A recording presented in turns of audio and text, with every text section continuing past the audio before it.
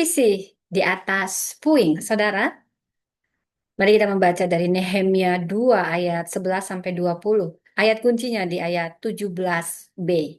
Mari kita bangun kembali tembok Yerusalem supaya kita tidak lagi dicela. Saudara, ini firman yang sangat penting untuk kita pahami dalam kita yang mungkin saat ini sedang berada di titik kritis, di mana kita sedang berada di puing-puing kehancuran. Saya tidak bicara tentang gedung, ini bicara banyak hal, bukan hanya secara fisik, tapi juga dalam hal spiritualitas, dalam hal integritas, dan juga keuangan. Jadi ini bukan tentang renovasi gedung saja, saudara, tapi ini bicara banyak hal.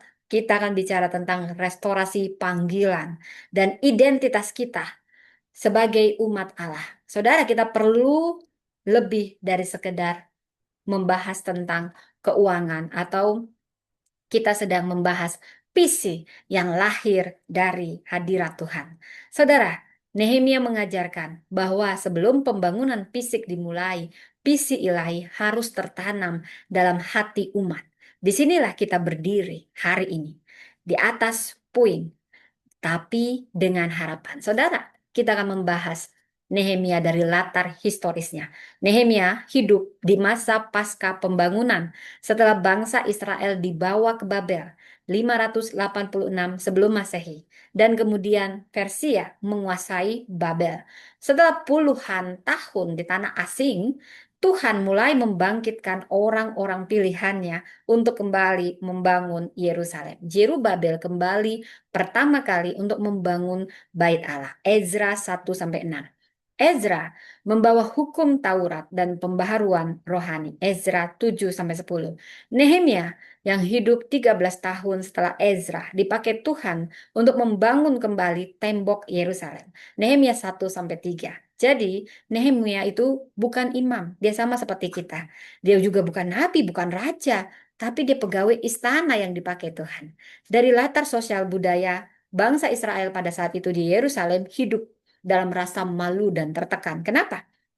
Karena tembok Yerusalem telah terbongkar, pintunya terbakar api. Nehemia 1 ayat 3. Tidak ada sistem keamanan, tidak ada struktur sosial, moral umat rendah, bahkan para imam tidak lagi tertib.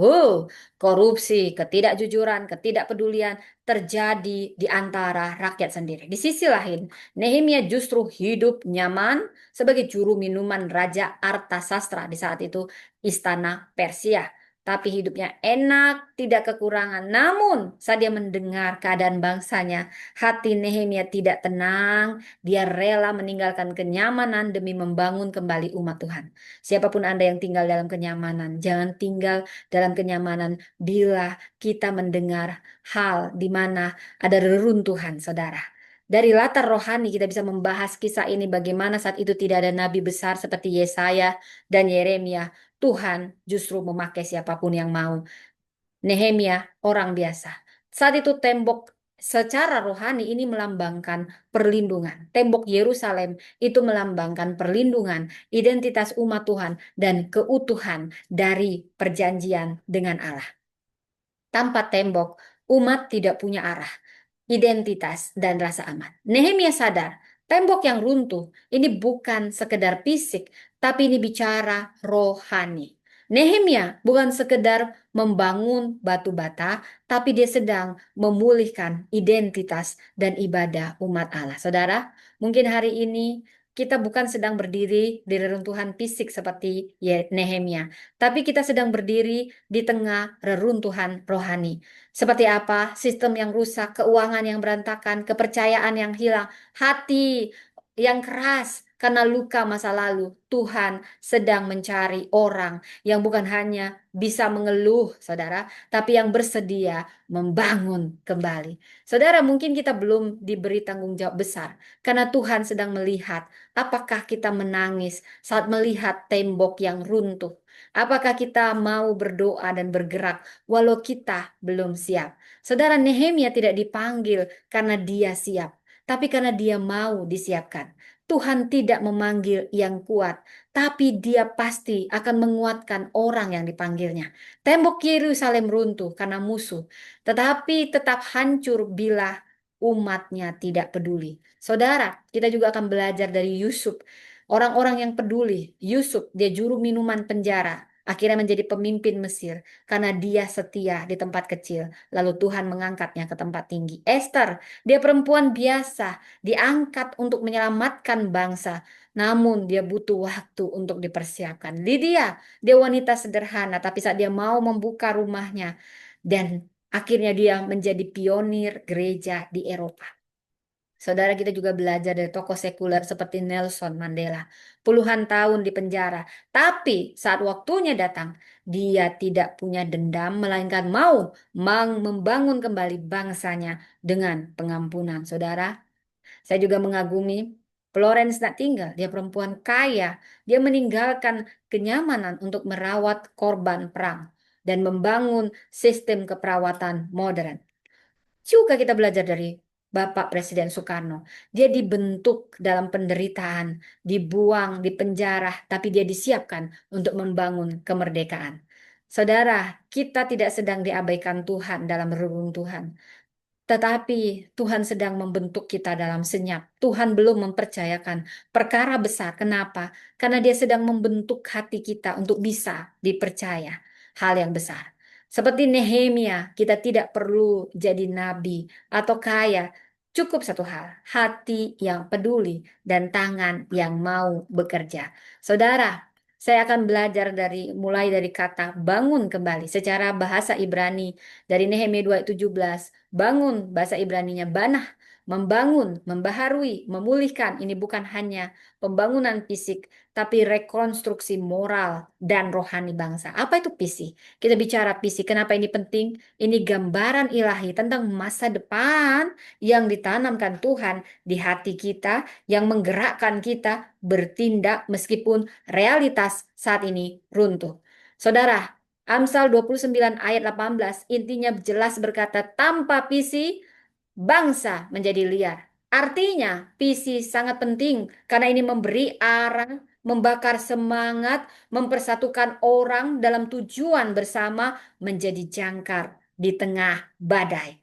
Tanpa visi semua aktivitas hanyalah aktivitas. Tetapi dengan visi semua jadi gerakan. Saudara, saya bagikan 3 pesan inti dari Nehemia 2 ayat 11 sampai 20. Visi lahir dari beban, bukan jabatan. Nehemia datang diam-diam, bukan sebagai pejabat, tapi yang terbeban dan tergerak. Tembok tidak dibangun dari batu bata, tapi juga dari air mata dan doa. Esther juga dipanggil untuk waktu seperti ini, bukan karena posisi ratu, tapi karena keberanian rohani. Jangan tunggu jadi pemimpin untuk peduli. Mulailah dari beban yang Tuhan taruh dalam hati kita sekarang.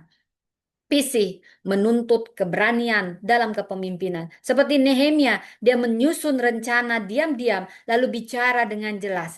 Ia tidak memimpin dengan emosi, tapi arahan yang strategis dan spiritual. Visi tanpa keberanian hanya akan jadi lamunan.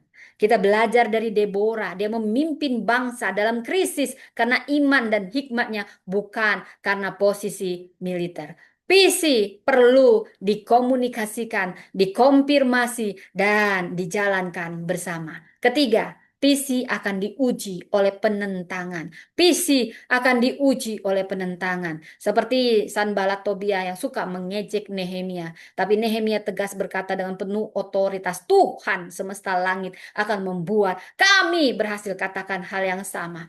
Jangan terpancing, tetap fokus. Kalau kita mau tahu siapa yang menyuruh kita membangun, maka kita tidak akan takut pada siapapun yang mengintimidasi atau mengejek. Lydia, dia hanya pedagang kain ungu yang membuka rumah dan hatinya bagi pekerjaan Tuhan, meski mungkin dikritik sosial. Jangan berharap semua orang setuju dengan visimu.